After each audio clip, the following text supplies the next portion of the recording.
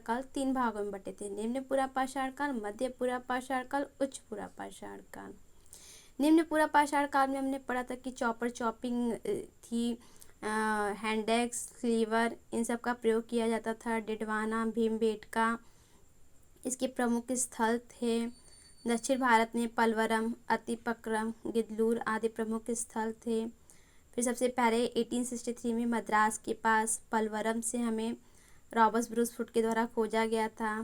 ठीक है, उसके बाद हमने मध्य पूरा पाषाण में पढ़ा था कि इसमें चस्ट, जैस्पर, प्लिंट जैसे पत्थरों का प्रयोग करते थे। इनको हमने फलक संस्कृति भी कहा था। उसके बाद उच्च पूरा पाषाण काल पढ़ा जाता है जिसमें होमो सैपियंस या आधुनिक मानव के विकास का युग की विशेषता थी। इसमें हमने पटने, इनाम गांव, रेणुगुंटा, करनूल, भीमबेटका, बाघोर ये सब प्लेसेस हमने पढ़ा था। आज हम पढ़ेंगे मध्य पाषाण काल। ये संक्रमण काल का प्रतिनिधि करता है, मतलब इसमें कहीं ना कहीं हमें जो पूरा पाषाण काल है उसकी भी कुछ अवशेष मिलेंगे और कुछ किसके मिलेंगे, नव पाषाण काल के। मानव अब क्या कर रहा है, छोटे छोटे शिकार करने लगा है मछलियों और पक्षियों का। मध्य प्रदेश के आदमगढ़ और राजस्थान के बागौर जो हैं वहाँ से हमें पशुपालन के साक्ष्य मिलते हैं। मतलब हमने देखा कि पूरा पाषाण काल में तो शिकार जो था वो मुख्य व्यक्ति का कार्य था, लेकिन मध्य पाषाण काल में हम ये देखेंगे कि इसमें जो पशुपालन है वो मुख्य कार्य हो जाएंगे। और उसके दो प्लेस कौन कौन से होंगे, मध्य प्रदेश के आदमगढ़ और राजस्थान के बागौर में। इस काल का जो उपकरण होगा वो छोटे और परिष्कृत होंगे। ठीक है, इसमें ब्लेड, क्रोड ये सारे औजार पाए जाएंगे।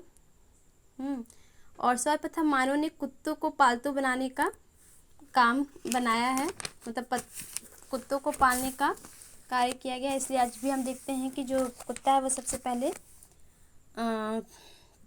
पालतू पशु है ना।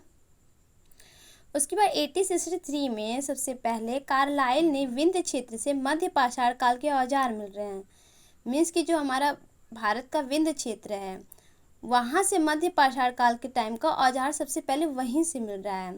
जबकि हम लोग पूरा पाषाण काल में हम लोग भीमबेटका वगैरह देख रहे थे और इस समय विंध्य क्षेत्र देखेंगे। इसी काल में जो मानव के कंकाल का सबसे पहला अवशेष मिल रहा है प्रतापगढ़ उत्तर प्रदेश, जो सराय नहर है, दमदमा और मदहा से मिल रहा है। ठीक है, तो ये 3 प्लेसेस जो हैं वो मध्य पाषाण काल में सबसे प्रमुख हैं। इसमें से जैसे कि अभी हम लोग आगे अगर होगा तो देखेंगे कि जैसे दमदमा से क्या मिलेगा, आपका हाथी दांत का लटकन मिल सकता है, मदहा से मृग सिंह के छल्ले मिलेंगे। सराय नहर में बताता है कि सबसे बड़े बड़े हाइट वाले आपको कंकाल मिलेंगे कि ये कहाँ पे है, तो उत्तर प्रदेश के प्रतापगढ़ में। वहीं सराय नहर, चौपानी, मांडो, मदहा जैसे महत्वपूर्ण मध्य पाषाणिक स्थल मध्य गंगा घाटी मतलब बेलन घाटी में स्थित है। तो चौपानी मांडो में हम देखेंगे जंगली चावल मिलेगा आपको, जंगली धान जिसे कहते हैं। सराय नहर से हमें हड्डी और पत्थर के उपकरण मिलेंगे, प्रशस्तर वही। आवास घास फूस के बने हैं, कहीं फर्श से पत्थर लगे हैं।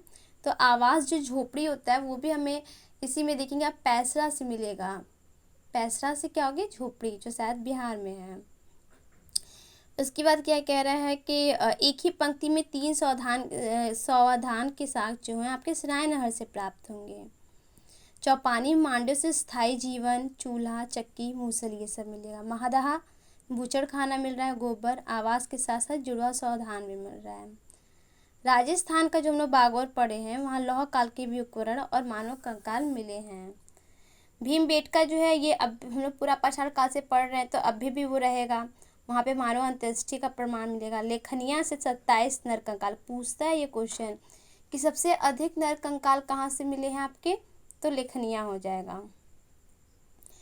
उसके बाद आपका मदहा से युगल सावधान मिलता है। अग्नि का प्रयोग अब मध्य पाषाण काल को पूरा पाषाण काल से अलग कर रहा है, मतलब अग्नि का प्रयोग ये लोग कर रहे हैं। अग्नि की जानकारी इन्हें पूरा पाषाण काल से मिल गया लेकिन प्रयोग अब कर रहे हैं, जिससे भोजन पकाने आदि की शुरुआत हो गई है। अब हम लोग चलते हैं नव पाषाण काल। ठीक है, तो नव पाषाण काल क्या है, इस शब्द का सबसे पहले प्रयोग जॉन लुबॉक ने 1865 में अपनी पुस्तक प्री हिस्टोरिक टाइम्स में किया है। गॉर्डल चाइन ने क्या गार्डन चाइल्ड ने इसे क्रांति के रूप में वर्णित किया है। अब नवपाषाण काल का प्रथम प्रशस्तर उपकरण हमें कहाँ से मिलेगा, उसमें हमने देखा कहाँ से मिला था, बेलन घाटी से, ठीक है, या विंध्य क्षेत्र से मिल रहा था, किसमें, मध्य पाषाण काल में। नवपाषाण काल में जो पत्थर के उपकरण होंगे यूपी के ही टोंस नदी घाटी से। कौन खोज रहा है, 1860 में लैन मूसिरियर महोदय ने प्राप्त किया है। कौन है, लैन मूसिरियर। नवपाषाण युग प्राचीनतम बस्ती पाकिस्तान में स्थित बलूचिस्तान प्रांत में मेहरगढ़। तो मेहरगढ़ जो है वो सबसे प्रमुख है, और मेहरगढ़ कहाँ पे है, बता रहे आपका बलूचिस्तान प्रांत में है। यहाँ से कृषि का प्राचीनतम साक्ष्य प्राप्त हो रहा है। तो पूछता है एग्रीकल्चर का सबसे प्राचीनतम साक्ष्य। गार्डन चाइल्ड ने इसे अनुत्पादक अर्थव्यवस्था के रूप में वर्णित किया है। अब इस टाइम के उपकरण औजार कैसे कैसे हैं, सुडौल हैं, सूक्ष्म हैं, पॉलिश युक्त हैं। अब कुछ प्लेसेस हैं, लोहरादेव है, ठीक है, कहाँ है, संत कबीर नगर यूपी में। यहाँ से क्या मिला है, 8000 BC धान की खेती का साक्ष्य मिल रहा है। ये दुनिया का प्राचीनतम है, ठीक है। तो ये भी पूछता है कई बार, दुनिया का प्राचीनतम साक्ष्य कहाँ से मिला है आपको, तो लोहरादेव, कब, 8000 BC में। विश्व स्तर पर नियमित खेती की अब शुरुआत होगी। ओखली, मूसल, सिलबट्टे मिलेंगे। पहिए का आविष्कार हुआ है। मित्र भांड का निर्माण हो रहा है। भारतीय अगर उपमहाद्वीप में देखिए कहाँ कहाँ प्लेसेस हैं जो नवपाषाण काल के हैं, मेहरगढ़ है, बुरजहोम है, चिरौंद है, कोल्डिवा है, गुफ्रकाल है, ये सारे क्या हैं, नवपाषाणिक स्थल हैं। मेहरगढ़ से गेहूं के 3 किस्म, जौ के 2 किस्म, खजूर, कपास की खेती हो रही है। बुरजहोम और गुफ्रकाल में क्या मिला है, गर्ता आवास, मतलब घर ना, वो लोग गड्ढे के नीचे, वहाँ ठंडी है सॉरी निवास मिले हैं। बुझहोर से एक समाधि मिली है जिसमें क्या है, जो मालिक है, जो व्यक्ति है, वो क्या है, कुत्तों के साथ, पालतू कुत्तों के साथ दफनाने का साक्ष्य मिला है। कोल्डिवा है, वहाँ से भी हमें क्या मिलेगा आपको, चावल का साक्ष्य और वन्य कृषि जन्य दोनों प्रकार के चावल मिलेंगे सॉरी।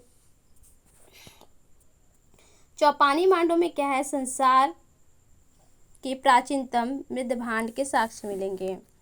अब चौपानी मांडो से 3 किलोमीटर दूर पे है महागढ़ा से हमें गौशाला मिलेगा, जहाँ वो लोग गाय वगैरह को बांधते थे। अब दक्षिण भारत में कौन सी फसल है, सबसे पहली फसल ये पूछता है क्वेश्चन, रागी से, रागी है। उसके बाद है कि अब यहाँ से हमें दिखता है कि श्रम विभाजन है, स्त्री पुरुषों में विभेद इसी काल में दिखना लगा है, प्रारंभ हो गया है। व्यक्तिगत संपत्ति अब आ रही है इसी काल में, धीरे धीरे मातृ सत्तात्मक समाज, पितृ सत्तात्मक जो समाज है उसमें चेंज हो रहा है। उसके बाद है आपका कि नवपाषाणिक मानव ने प्राकृतिक शक्ति के रूप में मातृ देवी की उपासना प्रारंभ कर दी है। पुनर्जन्म में अब विश्वास बढ़ रहा है। नवपाषाणिक जो ग्राम संस्कृति वो कांस्य युगी शहरी संस्कृतियाँ में उदय हो रहा है।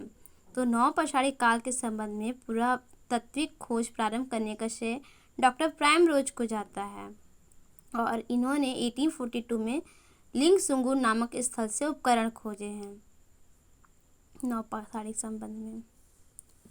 तो ये हमने देखा कि किस तरह जो ये पाषाण काल है, स्टोन एज है, किस तरह डिवाइड किया गया है, किसके किसके द्वारा खोजा गया है, इसके बारे में हम ये पढ़े। इसके नेक्स्ट हम देखेंगे कि प्राचीन भारतीय जो इतिहास हैं उसके स्रोत कौन कौन से हैं, कहाँ से हमें प्राचीन इतिहास की जानकारी मिलती है। ठीक है, तब धन्यवाद। आप सभी हमारे चैनल को like and subscribe and share